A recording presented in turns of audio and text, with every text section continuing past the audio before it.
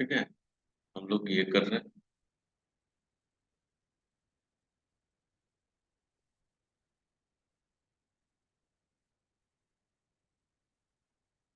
आज हम लोग क्या पढ़ेंगे? हम लोग को आज देखना है।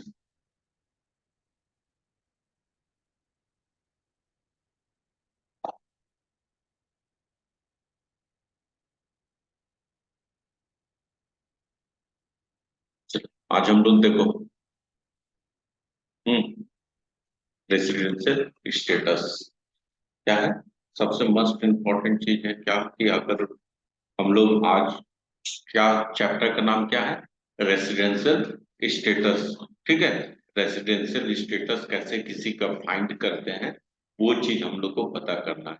कोई भी अगर मान लो कौन होता है, एसएससी जो होता है, एसएससी जो अपना टैक्स पे करता है गवर्नमेंट को, तो किसी भी एसएससी को कैसे पता करोगे कि वो उसका रेसिडेंस वो क्या है? उसका रेसिडेंस क्या है? रेसिडेंस का मतलब क्या कि वो इंडिया का रहने वाला है कि नहीं है, इंडिया से बाहर का है, कहाँ का रहने वाला है, वो कैसे गवर्नमेंट के नजर में वो रेसिडेंशियल स्टेटस उसका कैसे पता करेगा, ये कैसे फाइंड करेगा, वो चीज देखना है। ठीक है। रेसिडेंशियल स्टेटस में देखो किस तरह, तीन तरह का रेसिडेंशियल स्टेटस होता है। हम लोग जो है, हम लोग कैसे समझेंगे कि हम लोग कौन सा रेसिडेंशियल है, हम लोग कौन सा रेसिडेंस में आते हैं? हम लोग मान लो कि जैसे और भी कोई आदमी, जैसे अभी हम लोग पढ़ेंगे, देखो कैसे पढ़ोगे उसको निकालोगे। रेसिडेंशियल स्टेटस निकालने के लिए सबसे पहले तीन तरह का ये होता है। देखो पहला कौन है? Residential and ordinary residence. ठीक है। Ordinarily residence. ठीक है। ROR, इसको शॉर्ट में क्या बोला जाता है? ROR, resident and ordinarily residence. ठीक है। Ordinarily residence. तो फिर क्या है? RNOR, resident but not ordinarily resident. और तीसरा कौन है? Non residence. Non resident.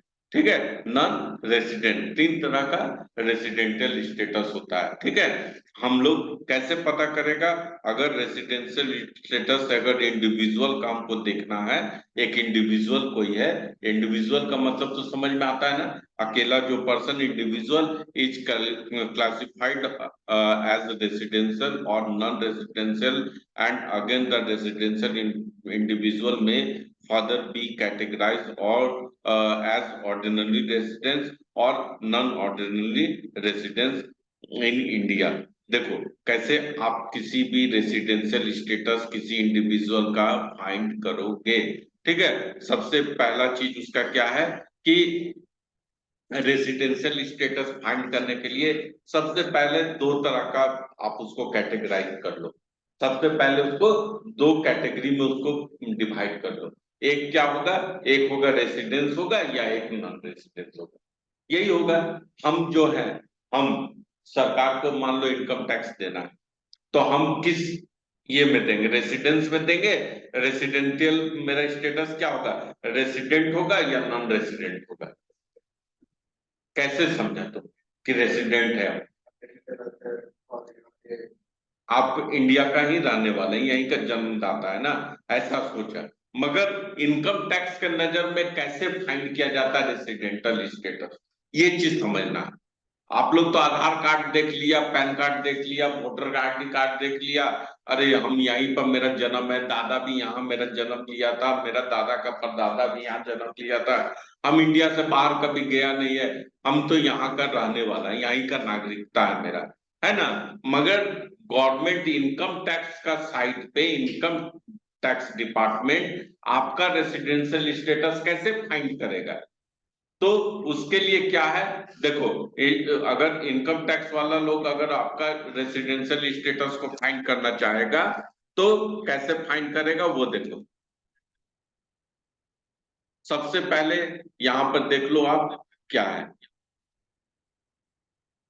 अगर आपका रेसिडेंशियल स्टेटस अगर इनकम टैक्स डिपार्टमेंट देखना है कि ये आदमी इंडिया का रहने वाला है या बाहर का रहने वाला है, या फिर रेसिडेंशियल है या फिर नहीं है, इसको दो तरह से डिवाइड करेगा। पहला तो आप रेसिडेंस हो सकते हो या फिर नॉन रेसिडेंस हो सकते हो, ये दो चीज कंफर्म हो गया।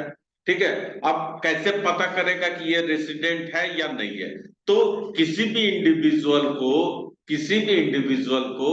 आप रेसिडेंस तभी मानोगे जब वो इंडिया में प्रीवियस ईयर समझ में आया ना? प्रीवियस ईयर कौन सा? पिछला साल। प्रीवियस ईयर मतलब असेसमेंट ईयर का जस्ट पहले वाला साल। ठीक है, असेसमेंट जो साल का आप जीएसटी इनकम टैक्स फाइल कर रहे हो उससे जस्ट प्रीसीडिंग ईयर, उससे पहला वाला इस साल में क्या देखना है कि वो 182 दिन 182 डेज इंडिया में रहा है या नहीं।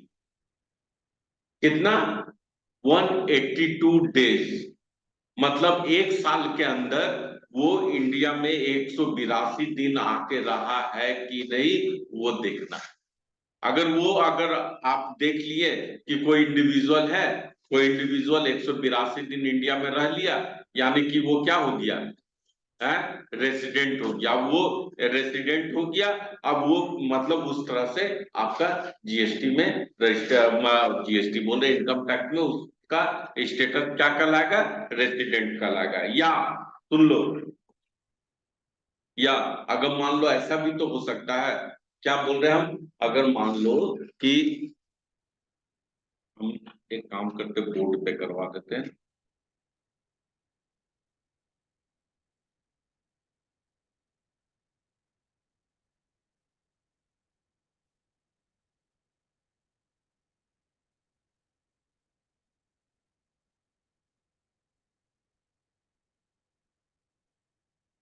ठीक है जी।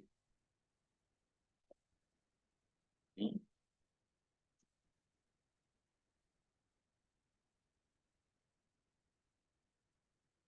तो फ्रंट हो गया ना, बैक कैमरा से देख, बैक कैमरा तो चल रहा है ना।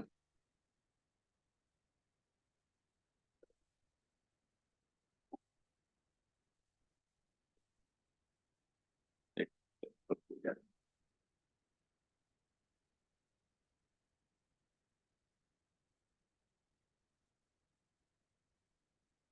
नहीं ठीक है, ठीक है।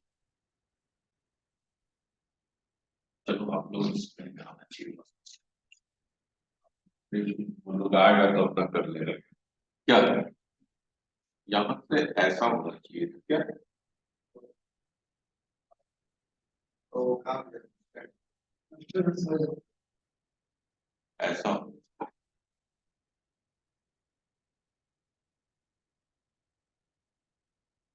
कोई स्टैंड काम कर रहा है,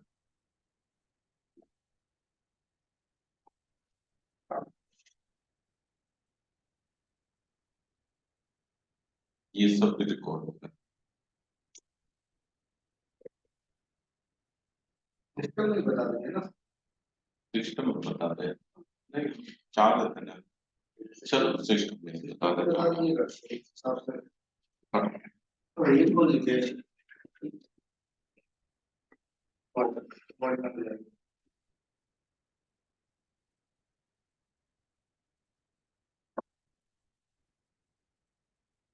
देखो,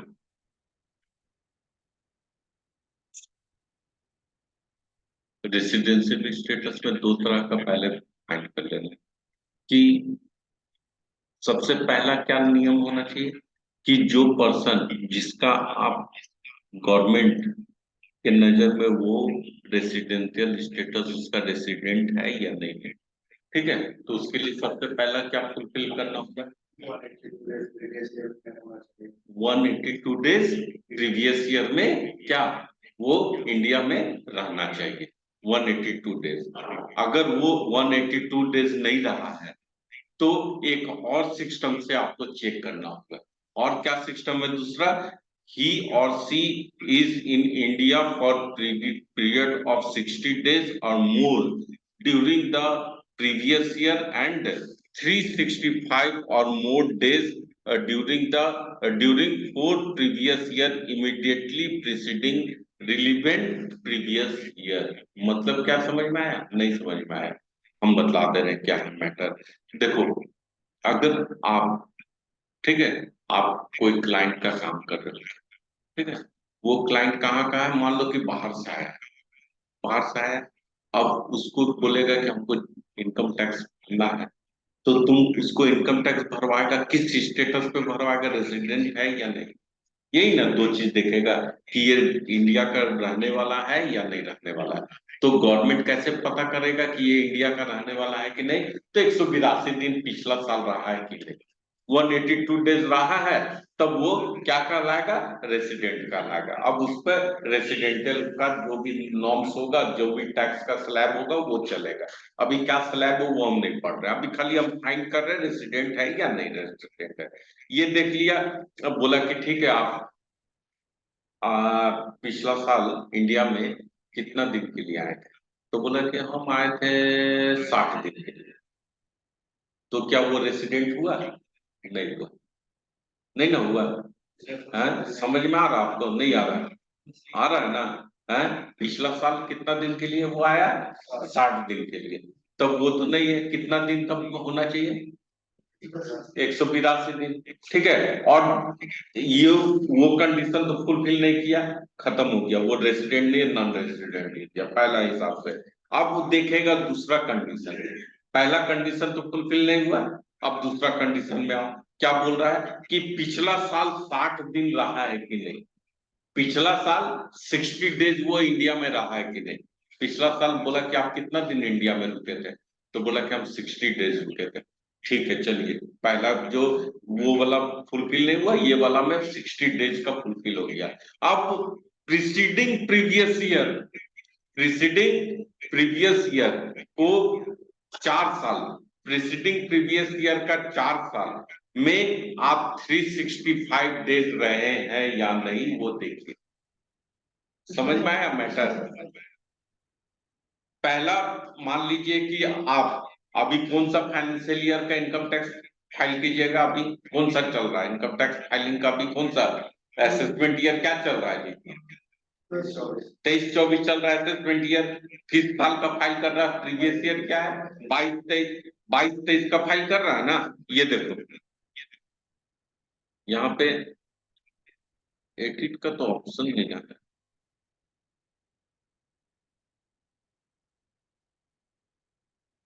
माइक्रोसॉफ्ट वर्ड खोल,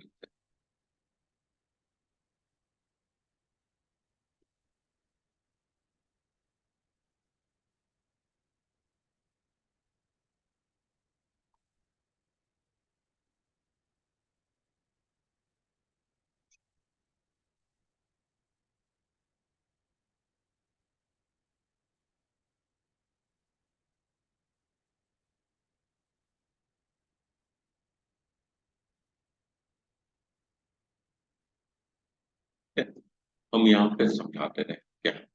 पहला, हम क्या देखेंगे, पहला 182 डेज, ठीक है, ये देखें, ये अगर नहीं फुलफिल हुआ, ये फुलफिल नहीं ना हुआ, तो इसको हटा दो। दूसरा क्या है, 60 डेज, ठीक है, कौन सा, प्रीवियस ईयर, प्रीवियस ईयर में कितना होना चाहिए, 60 डेज। अगर ये वाला अगर 182 डेज प्रीवियस ईयर में है, तब तो क्या कहलाएगा, रेसिडेंट हो गया वो रेसिडेंट हो गया।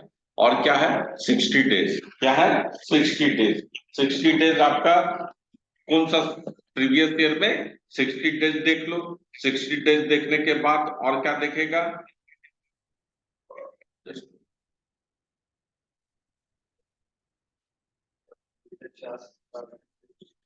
एक मिनट,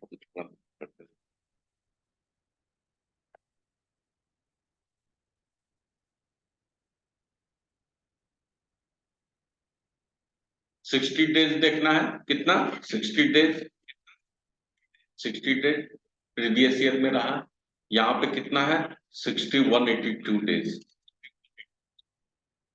ये समझ में आया। अब यहाँ 60 डेज देख लिया, अब इसके बाद 60 डेज के बाद और क्या देखना है, ये तो प्रीवियस ईयर में 60 डेज रहना होता है, और उसका 4 साल, उसका मतलब जैसे कि अभी कौन सा हम लोग का प्रीवियस ईयर क्या बोलेगी, 22-23 में कितना रुकना चाहिए? 22-23 में कितना 60 डेज रुका है। अब उसके बाद क्या है, पिछला 4 साल, 4 साल कौन कौन आ जाएगा?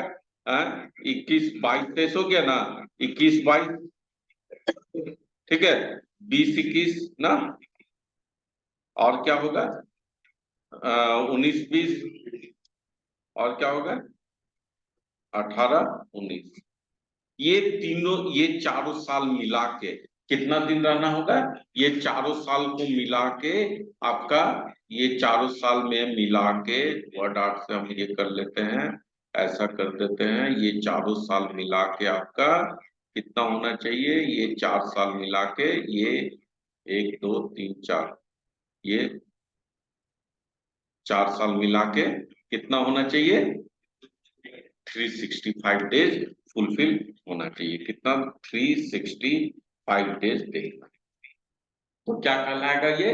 रेसिडेंट कहलाएगा। ये इंडिया का रेसिडेंटल कहला जाएगा। कौन सा रेसिडेंटल कहलाएगा? रेसिडेंटल कहलाएगा, नहीं तो नॉन रेसिडेंट कहलाएगा।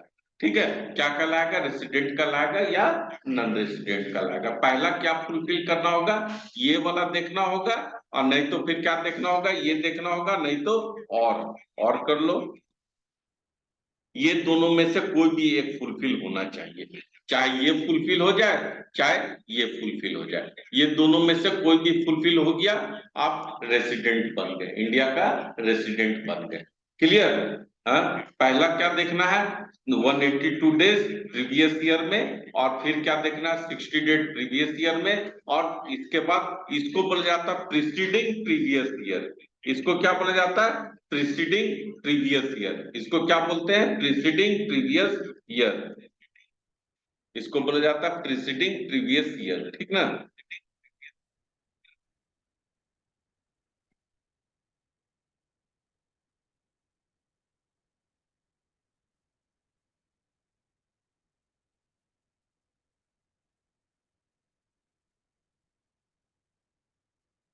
Preceding the relevant previous year. Relevant मतलब क्या है? हम लोग का रिलीवेंट कौन सा हो गया? 22-23 हो गया है। उसका रिलीवेंट का पिछला 4 साल में अगर 365 डेज रहा है, तो क्या कहलाएगा? वो क्या बन जाएगा? रेसिडेंट बन जाएगा। क्या बन जाएगा? RESIDENT, रेसिडेंट कहलाएगा। क्या कहलाएगा? रेसिडेंट कहलाएगा। क्या कहलाएगा? रेसिडेंट कहलाएगा। ठीक है, अब आ जाओ, रेसिडेंट मतलब भारतीय हो गया। तो क्या हो गया? नेशनलिटी आपका भारतीय हो गया। नेशनलिटी जैसे खोजता है ना, लिखता है अब भारतीय है या नहीं है, तो वहां पर इंडियन लिखते हैं ना बहुत फॉर्म भरने में, तो यहाँ पर क्या हो गया? रेसिडेंट हो गया। हो गया रेसिडेंट। अब आ जाओ, क्या है कि आप रेसिडेंट तो बन गए।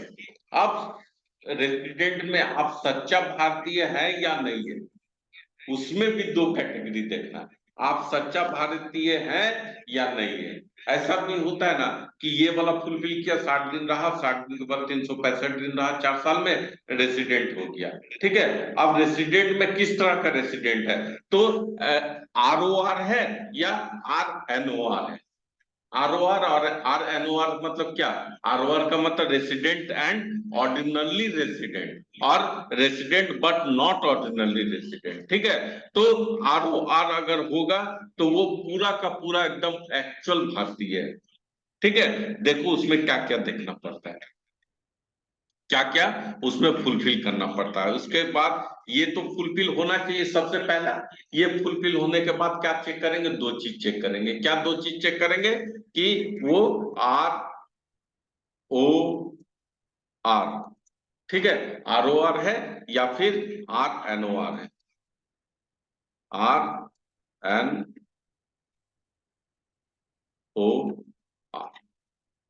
ठीक है, रेसिडेंट बट ऑर्डिनरली रेसिडेंट और resident but not ordinarily resident. ठीक ना, ROR है या फिर RNOR, ये देखना है। अब देखो कैसे इसका हम लोग कैसे कैलकुलेट करते हैं। रेसिडेंट बट ऑर्डिनरली रेसिडेंट हम लोग को देखने के लिए सबसे पहले हम लोग को क्या देखना होगा कि एक्सेप्शन अबव द रूल। अगर आपका एक Indian citizen who live during, exception अभी छोड़ दो, इसको बाद में हम लोग पढ़ेंगे। ठीक है, अभी हम लोग का ये केस देख लेते हैं।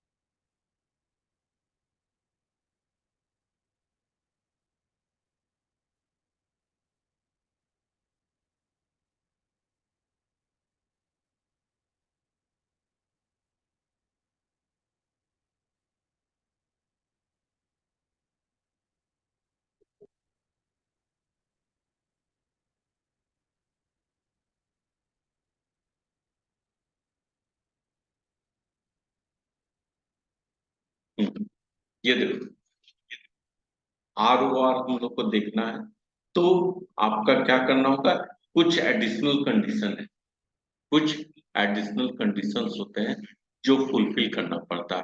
वो एडिशनल कंडीशन क्या क्या है? एडिशनल कंडीशन आपको देखना होगा। एडिशनल कंडीशन, एडिशनल कंडीशन देखो, एडिशनल कंडीशन हमको देखने के लिए क्या करना है, इसमें दो एडिशनल कंडीशन होते हैं, दो additional condition, two additional condition आपको फुलफिल करना है।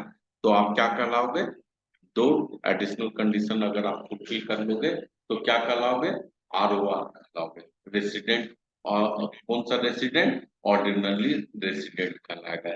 तो कौन सा है ऑर्डिनरी रेसिडेंट कहलाने के लिए दो ठो आपका एडिशनल कंडीशन फुलफिल करना होगा, दो ठो एडिशनल कंडीशन फुलफिल करना होगा। कौन कौन सा, पहला कौन सा एडिशनल कंडीशन है, तो पहला एडिशनल कंडीशन है आपका कि एटलीस्ट टू, दो, क्या है, दो बार,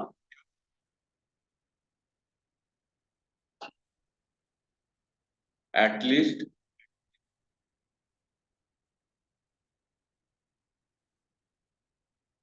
एटलीस्ट टू आउट ऑफ 10 ई आर ई डी आई ओ प्रीवियस ईयर में आपको रेसिडेंट होना होगा,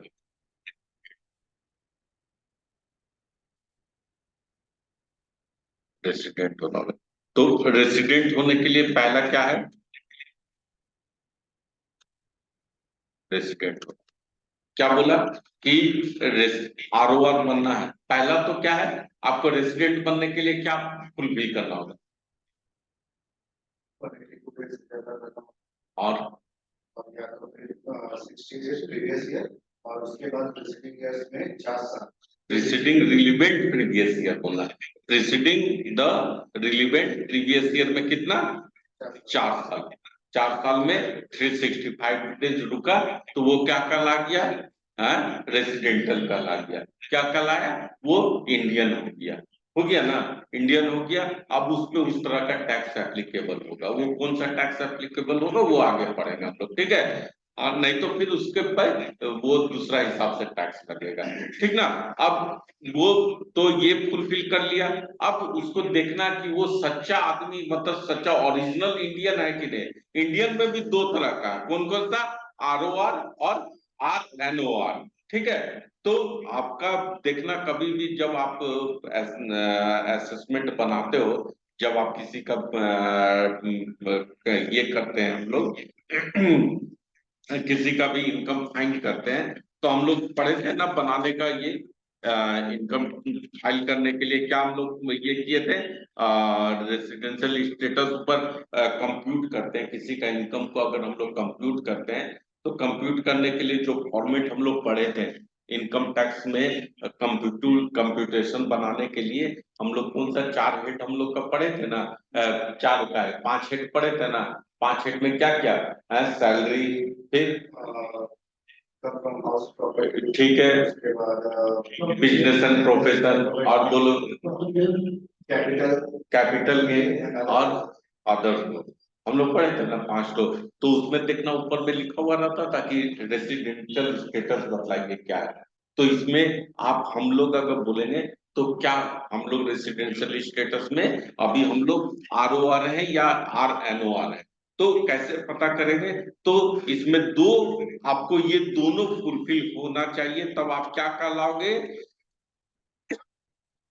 ये दोनों फुलफिल होना चाहिए, तो आप क्या कहलाओगे, रेसिडेंशियल ऑर्डिनरली रेसिडेंट कहलाओगे, ठीक है। कौन रेसिडेंट कहलाओगे, ऑर्डिनरली रेसिडेंट कहलाओगे, कौन सा रेसिडेंट कहलाओगे, ऑर्डिनरली रेसिडेंट कहलाओगे।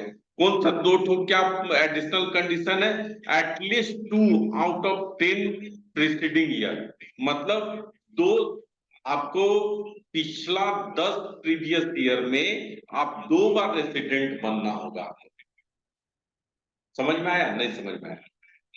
रेसिडेंट बनने के लिए कौन कौन सा ऑप्शन आपको करना है, पहला तो 60 और फिर 65 डेज, ठीक है। तो पहला कौन सा कंडीशन फुलफिल करना है ROR बनने के लिए? 2 बार ये चीज फुलफिल होना चाहिए 10 साल में। 10 साल में ये फुलफिल होना चाहिए कितना? 2 बार। समझ में आया बात? समझ गए? आप नहीं समझे क्या है? समझ में आया क्या? कि 10 साल के अंदर 2 बार आपको ऐसा फुलफिल होना चाहिए, ठीक है क्या? ऑटोमेटिकली फुलफिल हो जाए, पहला 4 साल में एक बार फुलफिल हो जाए। है? पहला 4 साल में पहला हाँ कंडीशन फुलफिल, तो दूसरा भी अगर फुलफिल, हाँ, मतलब कि आपका प्रीवियस 10 साल में आप 2 बार कम से कम रेसिडेंट होना चाहिए, मतलब कि ये वाला फुलफिल होना चाहिए, तब आपका पहला कंडीशन फुलफिल हो गया। अब दूसरा कंडीशन क्या है ये देखो। दूसरा कंडीशन हम लोग पहले लिख लेते हैं, फिर उसके बाद हम समझाते हैं आपको, ठीक है। दूसरा कंडीशन को लिख लो, उसके बाद समझ लो। दूसरा कंडीशन है क्या कि ही और सी, ठीक है, he has residence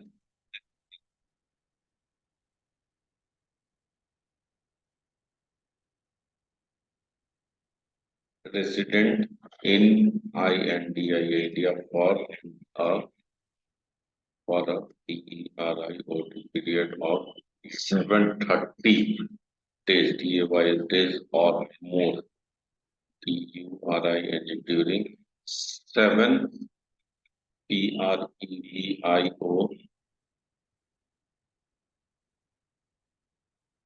previous years I double M PIATERY visiting the RELEVANT previous years, ठीक है। क्या होना चाहिए कि he is resident in India for a period of 730 days or more, क्या? During 7 previous year immediate preceding relevant previous year। समझ में आया क्या बोला? 730 दिन पहला कंडीशन फुलफिल होगा, ठीक है, और दूसरा कंडीशन ये भी फुलफिल होना चाहिए, तभी वो क्या कहलाएगा? रेसिडेंट और ऑर्डिनरी रेसिडेंट कहलाएगा। क्या? पहला कंडीशन तो 2 बार, ये वाला 2 बार होना चाहिए, ये वाला 2 बार होना चाहिए, और क्या है कि इंडिया में वो कितना टाइम के लिए? 730 दिन के लिए, और more during 7 previous year. 7 previous year में कितना? 730 दिन रहना होगा ही होगा। 7 ईयर में कितना?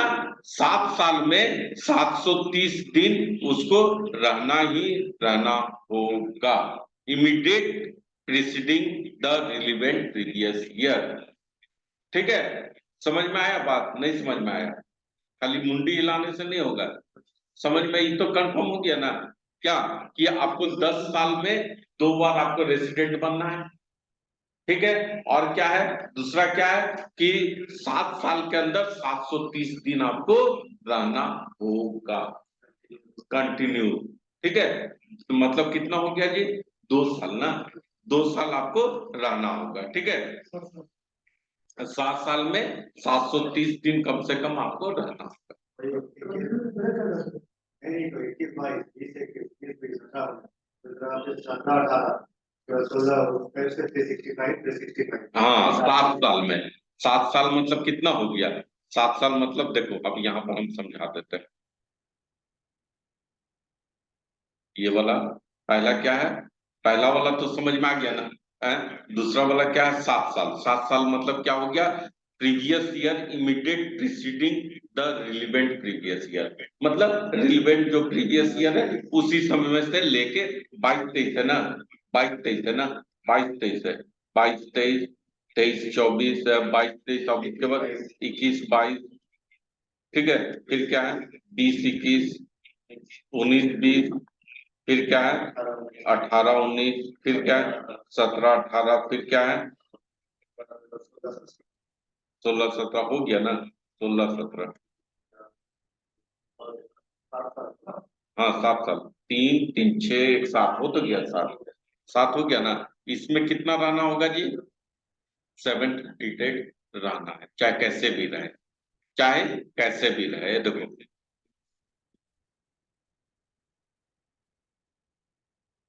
ये हो गया, इसमें कितना दिन रहना है? 730 डेज। आपको पहला ये दोनों कंडीशन फुलफिल होना चाहिए, तभी वो क्या कहलाएगा? ROR कहलाएगा, रेसिडेंट, ऑर्डिनली रेसिडेंट। मतलब वो सच्चा इंडियन आदमी है। और ये अगर नहीं, कोई भी एक तो फुलफिल किया, एक तो नहीं किया, तब क्या कहलाएगा? RNOR कहलाएगा। मतलब रेसिडेंट है बट नॉट ऑर्डिनली रेसिडेंट है। रेसिडेंट तो है, रेसिडेंट कब बनता है? पहला, वो दोनों में से एक फुलफिल कर लिया तो क्या कहला गया? रेसिडेंट बन गया। रेसिडेंट बन गया। अब रेसिडेंट बनने के लिए देखा कि हाँ ये ओरिजिनल इंडियन है कि नहीं, कि मतलब ये डुप्लीकेट इंडियन है क्या? है ओरिजिनल इंडियन? हाँ, देख लो ओरिजिनल इंडियन है कि नहीं या डुप्लीकेट इंडियन। पहला देखिए, ओरिजिनल देखने के लिए क्या देखना होगा? दोनों कंडीशन को फुलफिल करना होगा। पहला क्या है कंडीशन? कि प्रीवियस 10 साल में आपको 2 बार उसको रेसिडेंशियल स्टेटस फुलफिल करना है। और क्या है दूसरा? कि आपका 7 साल में 730 दिन इसको रहना होगा। क्लियर? समझ में आया? हाँ? हाँ?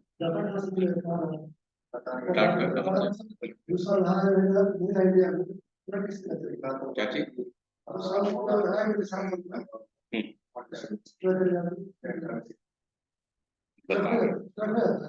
एक एक बार में पता चल जाएगा ट्रैक होता है कि नहीं। कैसे ट्रैक करेगा? ये बोल रहे हैं कि ट्रैक कैसे करेंगे, तो कैसे पता चलेगा? इंडियन गवर्नमेंट को कैसे पता चलेगा या रेसिडेंट है कि नहीं? सब पासपोर्ट में जहां ठप्पा मारता है ना, तो बस वहां लिखा जाता है कि इस तारीख को, इस तारीख को इंडिया में आया है, इंडिया में आया है। ठीक है, वहां पर अगर आप 12 बजने में अगर 1 मिनट पहले भी इंडिया में आए, उस दिन काउंट हो गया। ठीक है, आपका अगर मान लीजिए कि आप क्या हुआ, रेसिडेंट अगर नहीं है, ठीक है, रेसिडेंट अगर आप नहीं है तो आप पे टैक्स एप्लीकेबल नहीं होगा। जैसे आप नॉन मतलब विदेशी हैं, विदेशी यहाँ पर घूमने आए, ठीक है, यहाँ पर विदेशी आदमी घूमने आया यहाँ पर, तो कितना दिन यहाँ पर रुका? यहाँ पर मान लीजिए कि आके रुका, यहाँ पर मान लीजिए कि 60 दिन, 60 दिन आके रुका। ठीक है, आया था 12 बजने में 2 मिनट बचा हुआ था, उसी दिन आ गया। नहीं तो 59 डेज होता। कितना दिन होता? 59 डेज। 2 मिनट पहले उसका फ्लाइट आ गया, तब तो वो क्या हो गया? फुलफिल तो कर लिया 60 दिन वाला। अब उसमें क्या देखना होगा? प्रीवियस में 60 दिन तो फुलफिल हो गया, अब 4 साल में 365 दिन रहा है कि नहीं? क्या ऐसा तो हो सकता है कि मान लीजिए कि हम, मान लीजिए या फिर कोई दूसरा, मान लीजिए कि नेपाल से या चाइना से कोई आदमी इंडिया घूमने आए, ऐसा तो हो सकता है कि आदमी घूमने आता है, घूमने आया ना, 60 दिन आया घूमने, 60 दिन आके अब घूम के यहाँ से अपना 60 दिन पूरा इंडिया घूमा 60 दिन के लिए, और घूम के 60 दिन की जगह में 100 दिन रहा, 100 दिन आके घूम के चल गया घूम के। 100 दिन यहाँ रहा, आराम से रहा, घुमा उमा उमा, इधर गया उधर गया, अपना कुछ मतलब काम उम भी उसमें घूमने में क्या कर रहा, कुछ काम भी कर लिया, कुछ अर्निंग भी कर लिया, ऐसा भी होता होगा क्या? गए घूमते घूमते कुछ काम भी कर लिया, काम करके घूमा भी पूरा इंडिया, घूमने के बाद 60 दिन के जगह में 70 दिन रह के चल गया। तो क्या वो क्या आप सरकार को टैक्स देगा? है? नहीं देगा। क्यों नहीं देगा? 4 साल देखना होगा, उसमें इंडिया में 365 दिन रहा है कि नहीं, तभी वो टैक्स के लिए हकदार है। और नहीं तो फिर वो क्या होगा? नहीं होगा।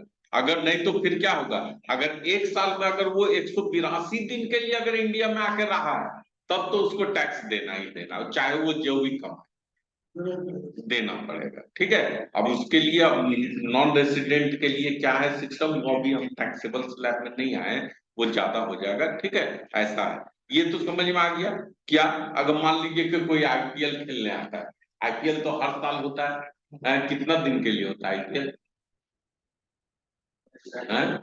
तो हमको लग रहा मान लो कि देखना कि 60 दिन, इतना 60 डेज से ऊपर अगर हो जाता है, ठीक है, 60 डेज से ऊपर अगर कोई मान लो कि आके IPL खेलने लगा यहाँ, 60 डेज रुका, अब हर एक 4 साल में 60 60 120, 60 कितना हो गया जी, 180 60 240, नहीं नहीं होगा।